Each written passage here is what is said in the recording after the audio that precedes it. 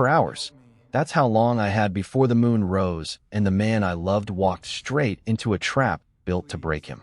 I opened my eyes to a bare bulb and a room with no windows. My wrists were bound to a metal chair, not painfully, just precisely, the same careful grip I remembered from the street. I don't know how long I'd been out. Long enough that my mouth tasted like chemicals and my thoughts came slow and thick, like wading through water that hadn't decided yet whether it wanted to let me go. The woman from the alley was sitting across from me, a folder open on her lap, unbothered, like she was waiting for a delayed flight rather than guarding a hostage. "You're awake," she said, not looking up. "Good. That saves us some time. Where am I?" "Somewhere he won't find easily. Not that it matters." She finally looked up, and there was something almost sympathetic in her expression, which somehow made it worse than open cruelty would have. "He'll come anyway. That's rather the point." My stomach dropped. "You're using me as bait." "I'm using you as an invitation." She checked her watch. "The moon rises in 4 hours. He's never missed a call from you. I doubt tonight will be the exception, and when he arrives, he won't be arriving as a man anymore. He'll be arriving as exactly what we need him to be." I understood, then, with a clarity that turned my fear into something colder and steadier. They didn't want to capture Magnus. They wanted him to transform, here, in front of them, uncontrolled and enraged, because that was the version of him they could actually use. "He won't hurt anyone," I said. "He spent 3 years making sure of that." She smiled, the same smile from the alley that didn't reach her eyes. "He's never had a reason to lose control before," she said. "Tonight, we're going to give him one." I wasn't there for this part. I only know it because Magnus told me everything, later, in pieces, in a voice that still shook when he got to the parts that mattered most. He said he knew something was wrong before he had any real reason to. I'd promised to call before sundown, the way I always did now. A small, steady ritual we'd built without ever discussing it out loud. When sundown came and went with no call, he told himself I was busy. When an hour passed, he told himself I'd lost track of time. By the second hour, he wasn't telling himself anything anymore. He was already moving. He went to my apartment first. The door was locked, untouched, exactly as I'd left it, which told him nothing had happened there, and somehow made everything worse, because it meant whatever had happened to me had happened somewhere I hadn't been safe enough to reach home from. He retraced my route instead. The train station. The 3 blocks between his building and mine that I'd walked so many nights by then that I could have done it with my eyes closed. That's where he found my phone. Face down on the pavement near the mouth of an alley, screen cracked, one earbud still tangled beside it like I'd dropped everything mid-stride and never had the chance to pick it back up. He told me that was the moment something in him went very quiet and very cold. Not panic. Not yet. Something closer to the stillness right before violence. The kind of calm that isn't peace at all, just focus with all the softness burned out of it. He said he could smell me in that alley. Fear mostly. And beneath it, faint but unmistakable, something chemical. The same sharp, bitter scent he recognized from 3 years of running from people who specialized in making other people disappear quietly. He didn't call the police. He didn't call anyone. There wasn't time, and some part of him, the oldest part, the part that had learned to survive by trusting instinct over procedure, already understood that whoever had taken me hadn't done it randomly. They'd done it to reach him. He followed the scent as far as it would take him, through back streets, past a rail yard, toward the edge of the industrial district where buildings stood empty and nobody asked questions about the ones that weren't. The moon was already rising by the time he found the building. Low, heavy, swollen orange at the horizon, climbing toward a fullness that meant something entirely different for him than it did for anyone else on Earth. He told me he stood outside that building for exactly as long as it took to make a choice. Go in as himself, and risk being too weak to get me out. Or let the moon take him early, on purpose, for the first time in 3 years, and go in as something they wouldn't be able to stop. He chose me. I heard him before I saw him. Not footsteps. Something heavier than that. Something that hit the concrete floor above us hard enough to rattle dust loose from the ceiling.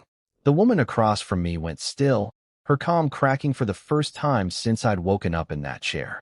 "That's not possible," she said, mostly to herself. "The moon isn't full for another dash." The door at the top of the stairs came apart. Not opened. Apart. Hinges tearing, metal shrieking, splinters of wood scattering down the concrete steps ahead of something that filled the doorway with too much shoulder and too much shadow to be anything human anymore. Magnus. Except it wasn't Magnus, not the way I understood him. This was something rawer, something that had let the moon take him early and on purpose, and every part of him showed it. Fur black as pitch, eyes burning that same impossible gold, and none of the careful restraint I'd seen from him even that first terrifying night in the alley. This wasn't a man losing a fight against his own nature. This was a man who had stopped fighting it entirely, because I was the reason he needed the strength that came with letting go. He tore through the first guard before the man even got his weapon raised, a blur of black and violence too fast to properly follow, and then silence where a person had been standing a second before. I didn't let myself look too closely at what that silence meant. The woman was already moving, radio in hand, shouting something I couldn't process over the roar building in my own ears. Magnus' eyes found me, and for one terrible second, I watched something in him recognize the ropes on my wrists, the chair, the fear still written all over my face, and whatever thin thread of restraint he'd been holding onto simply snapped. He turned on the second guard with a sound that didn't belong in any human throat, and I understood, with sudden horrifying clarity, that he wasn't going to stop. Not at neutralizing the threat, not at anything reasonable. The rage in him had found a target and it intended to consume it completely. And somewhere underneath all that fury, the version of Magnus who never wanted to hurt anyone was still in there, screaming and losing. Magnus. My voice cracked on his name. I didn't care. Magnus, look at me. It's me. I'm right here. I'm safe. He froze mid-motion, one massive clawed hand still raised. The guard beneath him frozen too terrified to even scramble away. Stay with my voice, I said, softer now, the way I had that first impossible night. You don't have to do this. I need you here. Not gone. Here. With me. If you're as afraid as I was in that moment, if you understand what it means to watch someone you love standing at the very edge of themselves, you already know why I couldn't stop talking, why I kept saying his name over and over like it was the only rope left holding either of us to solid ground. Subscribe to Nightfall BL Stories and turn on your notifications, because what happens in the next few minutes changes everything that comes after. The growl in his chest didn't stop completely, but the raised hand lowered, slowly, shaking with the effort of it, and gold eyes turned back toward me instead of the man cowering beneath him. That's it, I said. Come here. Come to me instead. He crossed the room like something between a man and an animal, uncertain of his own body, and when he reached me, he sank down in front of my chair, pressing his massive head against my knees like he needed to feel that I was real more than he needed anything else in that moment. My hands were still bound. I couldn't hold him back the way I wanted to, so I did the only thing I could. I leaned forward, pressed my forehead against the top of his head, fur damp and impossibly warm beneath my skin, and I stayed exactly like that, steady, unafraid, there, until the shaking in him finally started to slow. I don't know how long we stayed like that.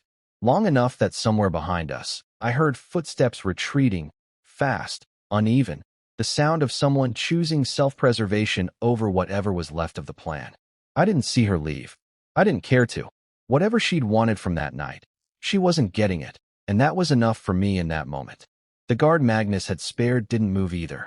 I think some part of him understood exactly how close he'd come to a very different outcome, and he wasn't foolish enough to test that mercy twice. It took nearly an hour for the fury to fully leave him. I felt it happen in stages, the trembling easing first, then his breathing slowing beneath my hands, and finally, sometime after midnight, the low hum of a growl fading into something closer to silence. When he lifted his head from my knees, gold eyes had softened, just slightly, into something achingly familiar. Elliot. His voice, when it finally came, was rough and human again, though his hands were still trembling as he worked the ropes loose from my wrists. I almost dashed. You didn't, I said. That's what matters. You stopped. Because of you. He said it like a confession, like something that had been sitting heavy in his chest for a long time and had finally found room to come out. I helped him steady himself against the metal chair, both of us breathing hard, the concrete room silent except for the guard's ragged breathing somewhere behind us and the last of the dust still settling from the doorway. Magnus. I took his face in my hands, needing him to look at me, needing to see for myself that he was really back. I need you to tell me everything. All of it. The fire, the department, why you never went home, everything you've never let yourself say out loud. I think I'm part of it. I think I have been since the beginning. He was quiet for a long moment, searching my face like he was trying to decide, one last time, whether I could carry the weight of what he was about to hand me. Not here, he said finally. Let's get you somewhere safe first. Then I'll tell you everything. I promise you that. We ended up back at his apartment, the two of us sitting on that same worn couch where everything between us had first started to change. He made tea neither of us drank. I think he just needed something to do with his hands before he could make himself start talking. The fire wasn't an accident, he said finally. Not really. The building had been cited twice for faulty wiring. The landlord ignored both warnings. By the time we got the call, it had already been burning for 20 minutes in the walls before anyone smelled smoke. I nodded, letting him find his own pace. I told you I went back in for the mother after I got the little girl out. That part's true. What I didn't tell you is that the ceiling came down on both of us together. I don't remember getting her out. I don't remember much of anything from inside that building after the beam hit me. Just heat and pain and something underneath my skin that felt like it was trying to tear its way loose. His hands tightened around his mug. The official report says I was pulled from the rubble by another crew member and that the woman didn't survive. That part is true too. What isn't in any report is what happened to me over the next 6 hours, because nobody official ever saw it. I woke up alone in an alley 3 blocks from the fire, already halfway transformed, with no memory of leaving that building under my own power. That's where I found you, I said quietly. He looked at me. I didn't understand what I was seeing, I said, or I didn't let myself understand it. That's probably more honest. I was 19. I was walking home from a night class when I heard the sirens, and I stopped, the way everyone stops, and I watched the building for a while with a crowd of strangers. When people started heading home once the worst of it was over, I cut through an alley I usually avoided at night, because I was tired and I wanted the shortcut. I could feel my own pulse picking up, the memory surfacing in pieces, like something long buried finally working its way back to the surface after years of pressure keeping it down. There was a man in that alley, I said. Except he wasn't. He wasn't finished becoming whatever he was becoming yet. Fur, but not all the way. Eyes that didn't belong on a person. I should have run. I know I should have run. But he looked so frightened, Magnus. More frightened than dangerous. And some part of me, the same part that ended up making me good at my job, I think, just started talking. Telling him it was okay. Telling him to breathe. I don't even remember exactly what I said. I just remember staying until the shaking stopped, the same way I did tonight. And then, he asked, barely above a whisper. And then sirens got closer, and I panicked, and I ran. I gave a confused statement to a police officer about seeing someone who might have needed help in that alley, and they wrote it down, and I went home and told myself I'd imagined it. Smoke inhalation, adrenaline, shock. I made myself believe that story for 3 years because the alternative didn't fit anywhere in the world I understood. Magnus set his mug down with hands that weren't quite steady. I've spent 3 years wondering who saved me that night, he said. Not from the fire. From myself. I couldn't control it yet. If someone else had found me instead of you, if I'd panicked and hurt someone right there on that street, everything after would have gone differently. Maybe I wouldn't have had the chance to disappear quietly at all. Why did you disappear? I asked. The department listed you as presumed dead. That's not the same as choosing to vanish. It started as their choice, not mine, he said. I went back to work 2 weeks later, once I understood what happened to me and thought I could hide it. I was wrong. The next full moon came, and I lost control in a supply room at the station. I hurt someone, not badly, but badly enough that questions started getting asked that I couldn't answer honestly. The department opened an internal investigation. I was placed on leave pending psychological evaluation. And that's when the people who took you tonight first found me. They were already watching you? That early. They monitor incidents like mine. Fires with unexplained survivors. Injuries that don't match any known cause. I don't know how large their reach is, even now, but I know they came to me quietly, during that leave, and offered me a choice. Come with them willingly for study, or they'd make sure my condition became public in a way that destroyed every relationship I had left. My family, my colleagues, everyone would have known exactly what I'd become, and none of them would have been safe once that information existed outside of me. So you disappeared instead. I let them find a body they could misidentify in the ruins of an unrelated structure fire 2 counties over. I called in a favor from someone who owed me more than I should have asked for. And then I made sure the man I used to be simply stopped existing anywhere they could find him, so I could keep the people I loved out of a fight they never signed up for. His jaw tightened. I thought I'd done that.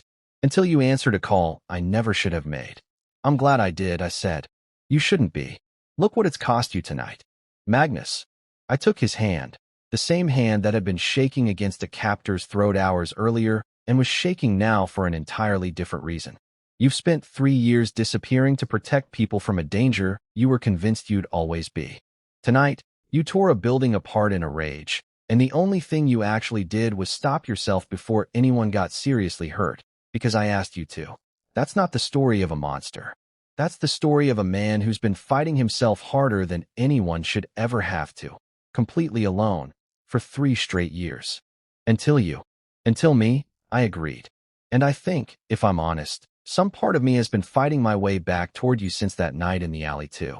I just didn't understand what I was looking for until you called my dispatch line and said something nobody else in 3 years of nightmare calls had ever said to me. What was that? Please don't send anyone. I managed something that was almost a smile. You were trying to protect a stranger you didn't even remember saving you. That's who you've always been, Magnus. Not the thing they wanted to weaponize. Him. For the first time since I'd known him, he let himself cry, quiet and unguarded. 3 years of carried weight finally, finding somewhere safe enough to set itself down. We didn't let it end in that concrete room. Magnus still had the guard he'd spared, the one witness left who could confirm everything we needed.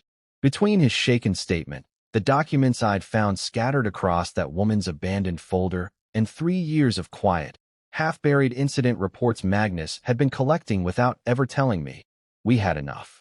Not enough to expose an organization that had spent years learning how to erase itself from every record that mattered, but enough to make continuing to hunt us cost them far more than it was worth. We sent copies to 4 investigative journalists, 2 independent watchdog groups, and 1 retired department captain who, it turned out, had never quite believed the official story about a fire 3 years ago either. We didn't wait around to see exactly what happened next. Within a month, the building where they'd held me sat empty, stripped bare, abandoned in the particular hurry of people who'd decided disappearing was safer than staying to explain themselves. I won't pretend that means we'll never hear from them again. Some kinds of danger don't come with clean, permanent endings. But for the first time in 3 years, Magnus wasn't the only one who understood how to disappear when disappearing mattered. They'd have to find us first. And we'd made very sure that wouldn't be easy. 6 months later, I watched Magnus walk into a grocery store in broad daylight without flinching at a single stranger who looked at him too long. That doesn't sound like much, I know. But if you'd seen him the way I first did, flinching at footsteps, keeping his back to walls, treating every unfamiliar face like a threat he hadn't finished calculating yet, you'd understand what it meant to watch him reach for a box of cereal like an ordinary man living an ordinary life. Because for the first time since that fire, he actually believed he was allowed to. He reconnected with his sister first. Carefully, slowly, over the course of several months, and more than a few false starts. Because you don't undo 3 years of a family believing you're dead in a single conversation. But she cried when she saw him standing on her porch, and she didn't ask him to explain everything all at once, and that was enough of a beginning for both of them. He still transforms every full moon. That part of him isn't going anywhere, and I've stopped expecting it to. But now we plan for it together. A cabin 2 hours outside the city that we drive to every month without fail, remote enough that no one's ever near enough to be at risk, comfortable enough that it doesn't feel like exile anymore. I sit with him some nights, close enough that he can hear my voice if he needs it, though he needs it less now than he used to. Some nights I just wait in the next room with a book and the porch light on, because trust, it turns out, doesn't require me proving it every single time. He kissed me on a crowded street corner 3 weeks ago, in the middle of the afternoon, in front of absolutely everyone. And I remember thinking that the man who used to warn strangers away from himself over a crackling phone line would never have believed he'd end up here. I still work night shift. Some things don't change, and honestly, I don't want them to. That job is where all of this started, and I like the reminder. But most mornings now, I come home to someone who isn't hiding from anything anymore. Not the moon, not his family, not the life he spent 3 years convinced he didn't deserve to have. I used to think this story was about a monster and the person brave enough to get close to him. I don't think that anymore. I think it was always a story about a man who forgot how to let himself be found, and the one voice that finally reached him anyway. Thank you for staying with this story all the way to the end. If it meant something to you, subscribe to Nightfall BL Stories and turn on your notifications. There are more stories like this one waiting, and I'd love for you to be there when the next one begins.